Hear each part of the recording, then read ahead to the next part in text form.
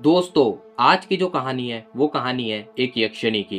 कहते हैं कि यक्षिणी काफी ज्यादा खूबसूरत होती हैं और वो इसी खूबसूरती से लोगों को अपने जाल में फंसाती हैं और फिर उन्हें अपने साथ ले जाती हैं और उनके साथ जो करती हैं उसे सुनकर आपके भी रोंगटे खड़े हो जाएंगे। कहा जाता है कि ज्यादातर यक्षिणियां पेड़ पौधे वन और खजानों की रक्षा करा करती हैं और ये भी कहा जाता है कि यक्षिणी दो तरीके की होती हैं, कुछ जो कि काफी ज्यादा सुंदर होती हैं और कुछ जो कि काफी ज्यादा भयानक होती हैं। और ये भी कहा जाता है कि इन यक्षिणियों के पास काफी ज्यादा शक्तियां भी होती हैं। दोस्तों, आज की जो कहानी है वो भी कुछ इसी पे है। इससे पहले मैं वीडियो शुरू करूं, आप लोगों को चैनल सब्सक्राइब जरूर करना है। तो चलिए दोस्तों, वीडियो शुरू करते हैं। ये कहानी है दिल्ली में रहने वाले दो दोस्तों की, जिनका नाम था विक्रम और आकाश। ये दोनों दोस्त एक ही साथ एक ही कंपनी में काम किया करते थे। इन लोगों को ट्रैवलिंग का बहुत ज़्यादा शौक था, लेकिन घर की जिम्मेदारियों की वजह से ये लोग जॉब कर रहे थे। अब एक दिन ये दोनों दोस्त बैठे होते हैं और प्लान बनाते हैं कि क्यों ना ऑफिस से 10-15 दिन की छुट्टी ली जाए और कहीं घूमने जाया जाए। वो लोग ऐसा ही करते हैं, वो अपने ऑफिस से 10-15 दिन की छुट्टी ले लेते हैं और घूमने के लिए एक जगह ढूंढते हैं कि आखिर कहाँ पे घूमने जाया जाए। तो वो लोग जगह डिसाइड करते हैं जिसका नाम था केरला। केरला वैसे तो घूमने के लिए बहुत ही बढ़िया जगह है, लेकिन जब वो वहाँ पे पहुँचते हैं तो उनका जो बजट था वो काफ़ी ज़्यादा लो होता है।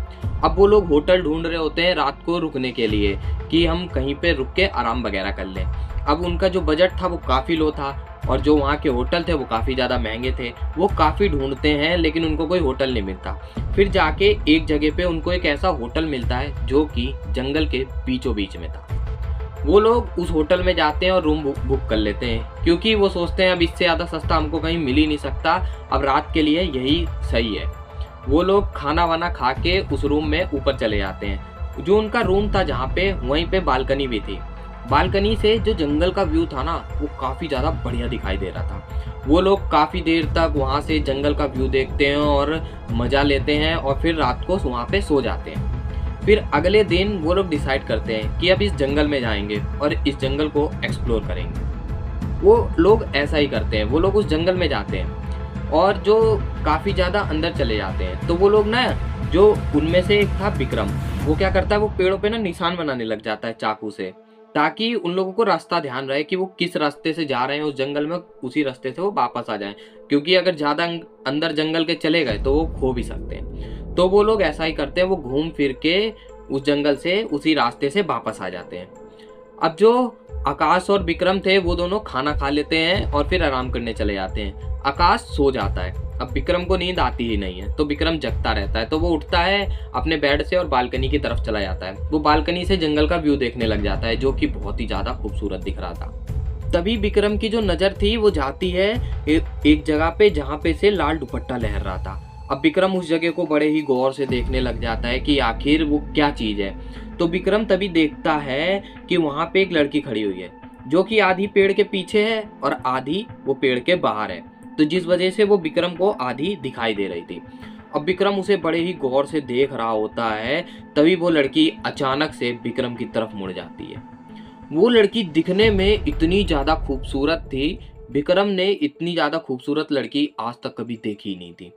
अब विक्रम देखता है कि वो विक्रम को इशारा करके बुला रही है। विक्रम बिना कुछ सोचे समझे उस लड़की के पीछे चल देता है।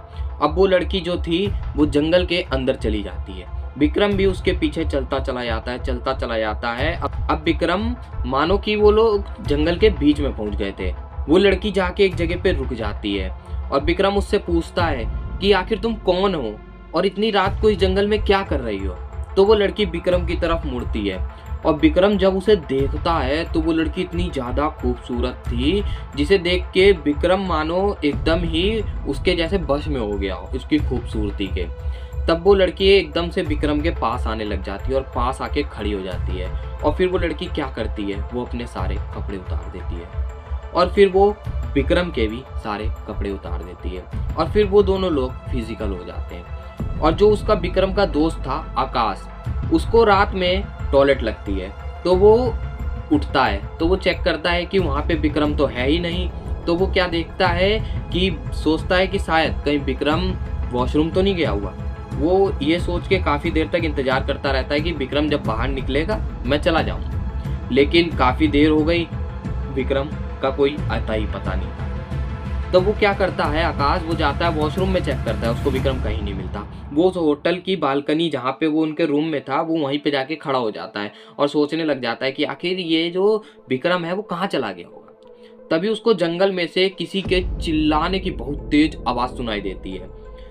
पहली बार में तो वो आवाज को पहचान ही नहीं पाया था, लेकिन जब दूसरी बार वो आवाज सुनाई देती है तो वो पहचान जाता है कि ये आवाज विक्रम की ही है।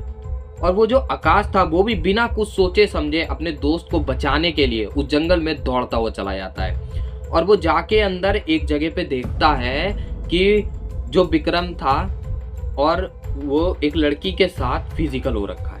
ये देखने के बाद वो जो था उसका दोस्त आकाश, वो दूर से खड़े होकर पहले उन लोगों को देख ही रहा था।